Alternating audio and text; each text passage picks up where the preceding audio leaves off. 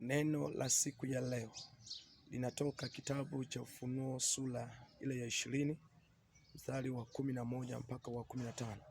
Biblia inasema, kisha nikaona kiti cha enzi cheupe kikubwa, na wafu wakubwa kwa wadogo wamejipanga katika kiti hicho,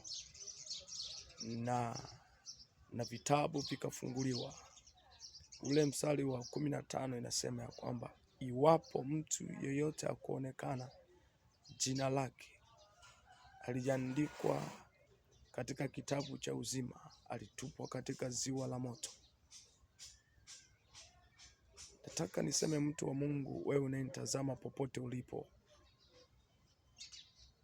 hakikisha unakaa vizuri na Mungu, na hakikisha unaokoka, wewe ambaye hujaokoka, na hakikisha jina lako linaandikwa kwenye kitabu cha uzima wa milele.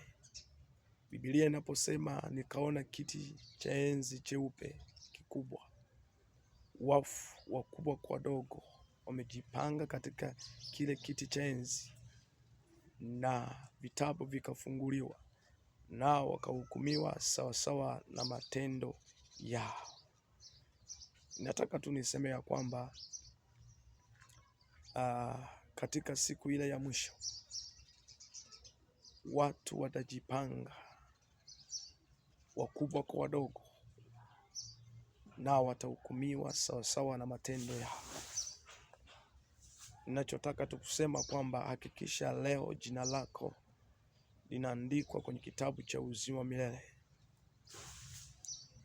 Na njia ya kwanza jina lako kuandikwa ni kukubali kuokoka, kumwamini Yesu kwa Bwana Mwokozi, na kuishi maisha matakatifu, na kukataa uovu wa kila aina, nikimaanisha dhambi. Na wewe ambaye inawezekana unaenda kwenye dini yako kwa mazoea na hujui kwamba jina lako limeandikwa kwenye kitabu cha uzima milele, nataka nikwambie, ingia kwenye dini yako, lakini uhakikishe kwamba jina lako limeandikwa kwenye kitabu cha uzima wa milele. Ile siku ya mwisho kutakuwepo na kilio na kusaga meno. Watu watalia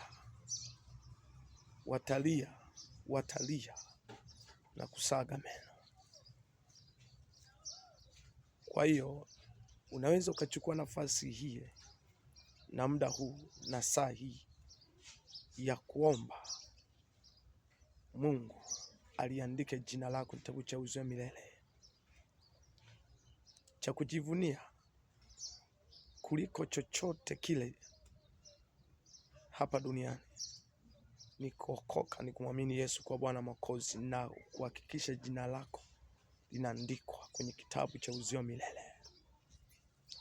Ndio yawe maombi ya kwako kila siku, jina lako liandikwe kwenye kitabu cha uzima milele.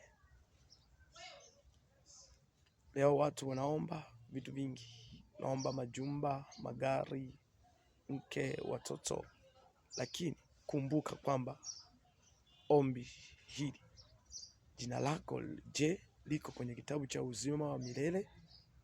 Ndio maana Yesu akasema, ni faida gani ukaupata ulimwengu baada ukaipoteza nafsi yako?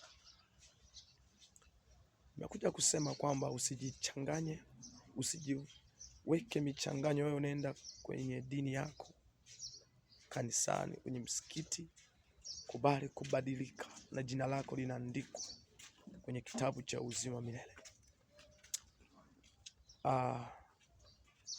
Na hiyo ndio njia pekee ya kunusuru maisha yako katika ziwa la moto.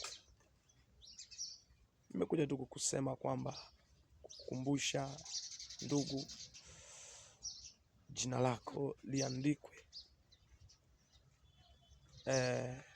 kwenye kitabu cha uzima wa milele. Ile siku ile ya mwisho usije ukapata aibu ya milele, maana unatupwa katika ziwa la moto la milele. Vitabu vitafunguliwa, na mtu yote ataonekana jina lake lijaandikwa, atatupwa katika ziwa la moto. Hakikisha omba vyote, lakini hakikisha jina lako liwemo kwenye kitabu cha uzima milele. Share ujumbe na watu wengine. Ni mimi Pastor Musa Kilemba, na Mungu wa mbinguni akubariki sana. Amen. Amen.